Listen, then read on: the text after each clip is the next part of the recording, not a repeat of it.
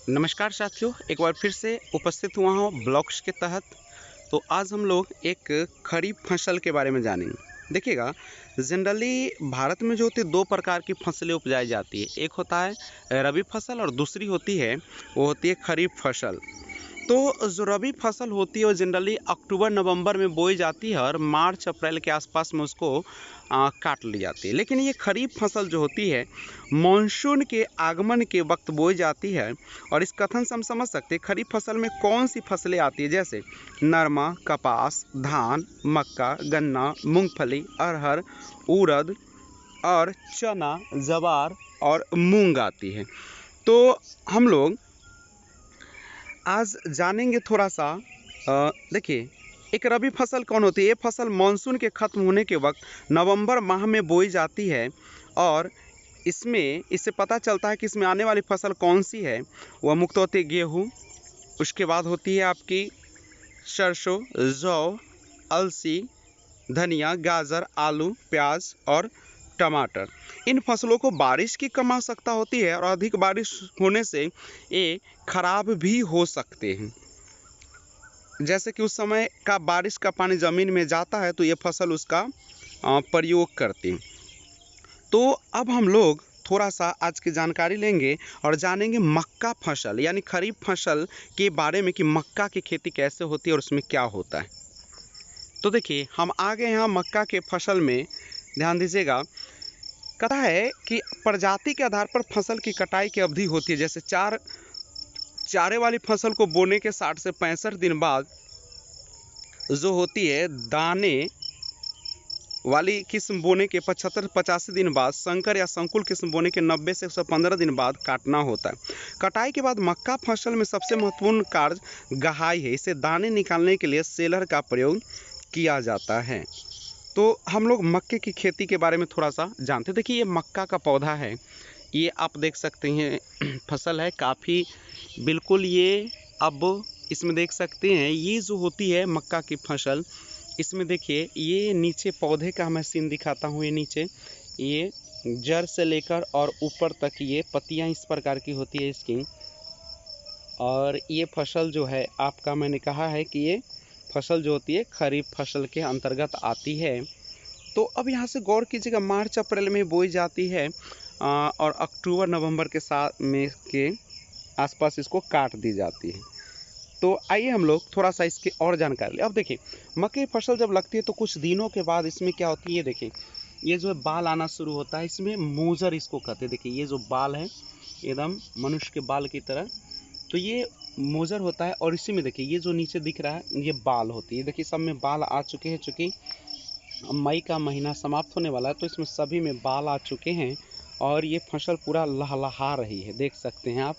और पूरा ये बाउंड्री किया गया, देख सकते हैं जाली के माध्यम से, क्योंकि फसल को बहुत ही बर्बाद करती है। अभी जो होते हैं हमारे यहाँ पे नीलगाय और जो घोरपरास कहते हैं इसको, तो ये है।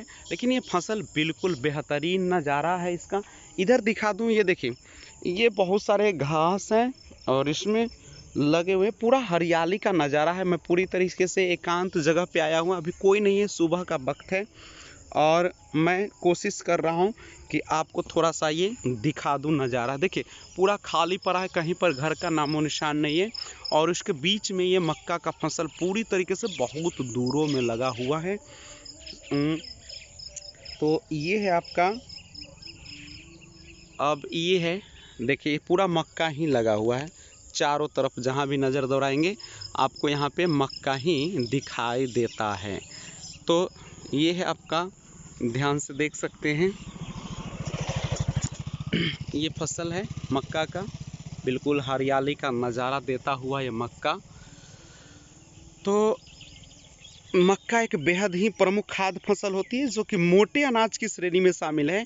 और इस फसल में नर भाग सबसे पहले परिपक्व हो जाता है। अगर हम देश में मक्के की खेती की अगर हम बात करें तो यह ज़्यादातर पहाड़ी और मैदानी क्षेत्रों में ही उगाया जाता है। इसमें लगभग हर तरह की सभी मिट्टी में आसानी से उगा लिया जाता है। मक्का एकमात्र ऐसा खाद्य फसल है कि जो हमेशा से ही मोटे अनाज की श्रेणी में आता है। आज भारत में मक्के की पैदावार की नई आवक काफ़ी ज़्यादा मात्रा में अपना नया स्थान जो है प्राप्त कर रही है। भारत में मुख्य रूप से जिन राज्यों में मक्के की खेती की जाती है उसमें आंध्र प्रदेश, बिहार, कर्नाटक, राजस्थान, उत्तर प्रदेश और उसके बाद झारखंड, छत्तीसगढ़, एमपी आदि में काफ़ी महत्व। तो आइए जानते हैं मक्के की फसल के बारे में थोड़ा सा। उत्तर प्रदेश में भी इसकी काफ़ी खेती होती है।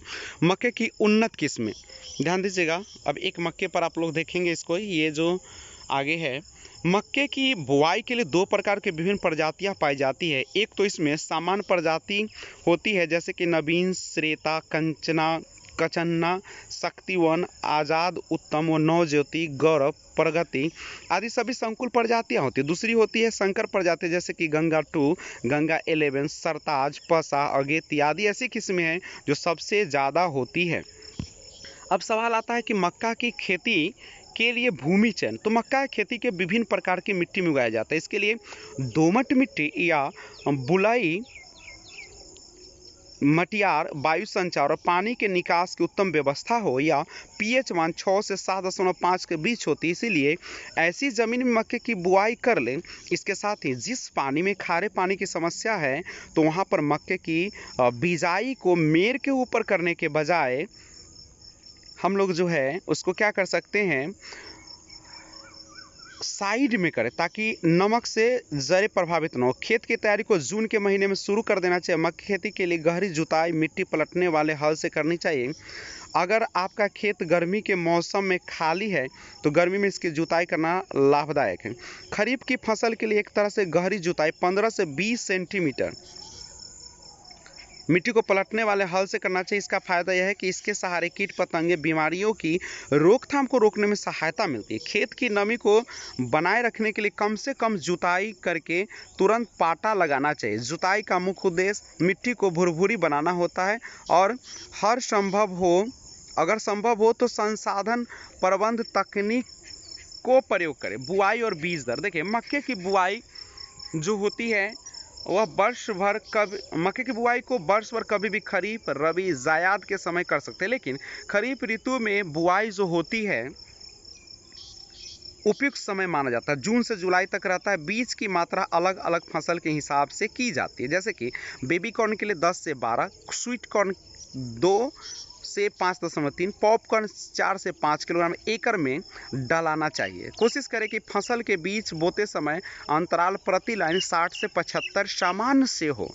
मक्का के बीज को 3.5 से 5.0 सेंटीमीटर गहरे अंदर तक बोना चाहिए, जिससे बीज मिट्टी से अच्छी तरह से ढक जाए तो अंकुरन हो सके। अब मक्का की बुआई विधि को थोड़ा सा हम लोग गहराई से जानने का प्रयास करते हैं। पौधों की जड़ों को पर्याप्त नमी भी मिलती रहे और जल भराव होने वाले नुकसान से बचाने के लिए उचित है कि फसल मेरों पर ही बोए। बुआई को पूर्वी और पश्चिमी भाग के मेरों पर करनी चाहिए। बीज को उचित दूरी पर ही लगाना चाहिए और बीज बोते समय प्लांटर का उपयोग करना चाहिए, क्योंकि इसको होता क्या है कि ध्यान दीजिएगा, इसको एक ही बार में बीज और उर्वरक को उचित स्थान पर पहुंचाने में मदद मिलती है। और चारे के लिए बुआई सीड ड्रिल द्वारा करनी चाहिए। मेरों पर बुआई करते समय पीछे की ओर चलना चाहिए। निराई और गुड़ाई, खरीफ के मौसम के समय पर खरपतवारों को अधिक समस्या होती है जो फसल से पोषण, जल एवं प्रकाश के लिए प्रतिस्पर्धा करते हैं। 40 से 50% तक का नुकसान होता है। कटाई और उपज के बारे में थोड़ा जान लें। जब पेड़ बड़े हो जाते हैं और भुट्टा समझते नहीं, जो बाल हम दिखा रहे हैं ये देखिए, इसी को भुट्टा कहा जाता है। जब पेड़ बड़े हो और भुट्टों की पेड़ों की पत्तियां पीली पड़ने लगे तब मक्के कटाई को करनी चाहिए। देखिए हरा है ना, ये पीला जब हो जाता है तब कटाई करनी चाहिए और मक्के कटाई करना चाहिए। उसके बाद समझिएगा, अच्छा होगा अगर आप भुट्टो के सेलिंग के पहले इसे धूप में सुखाया जाए और दानों में 13 से 14% तक की नमी होनी चाहिए। उचित भंडारण के वलीय दानों को सुखाने की प्रक्रिया तब तक करनी चाहिए जब तक कि उनमें नमी का अंश 8 से 10% न हो जाए और वायु इन्हें जूट के थैलों में रखना चाहिए। जल प्रबंधन के बारे में थोड़ा सा जानकारी लीजिएगा। मक्का एक ऐसी फसल है जो न तो जो न तो सूखा सहन कर सकते हो न ही अधिक पानी, अतः खेत में जल निकासी के लिए नलियाँ बुआई के लिए अच्छे से तैयार करनी चाहिए और कोशिश करें कि अतिरिक्त पानी को खेतों से निकाल दें। मक्का में जल प्रबंधन जो है मुख्य रूप से मौसम पर निर्भर करता है। वर्षा ऋतु मानसूनी वर्षा सामान्य रही तो सिंचाई की आवश्यकता नहीं होती, क्योंकि भारत में 80% मक्का विशेष रूप से सिंचित क्षेत्रों में उगाई जाती है। पहली सिंचाई में बहुत ही ध्यान देने की आवश्यकता होती है, क्योंकि अधिक पानी से छोटे पौधों की पैदावार में बढ़ोतरी नहीं होती और सिंचाई में पानी मेड़ों के ऊपर नहीं बहनी चाहिए। सिंचाई की दृष्टि से नए पौधे घुटनों तक की ऊंचाई, फूल आदि के दानों भराव की अवस्थाएं सबसे ज़्यादा संवेदनशील होती है। तो आज मैंने आपको मक्का के बारे में, जो कि खरीफ फसल है, जानकारी आपको दिया। तो ये है मक्का की फसल के बारे में आपने पूरा जानकारी लिया, आप इसको भी अपना उपयोग कर सकते हैं। तो यही है पूरी तरीके से। तो इस तरीके से इसका थोड़ा सा नज़ारा देख लीजिए चारों ओर का।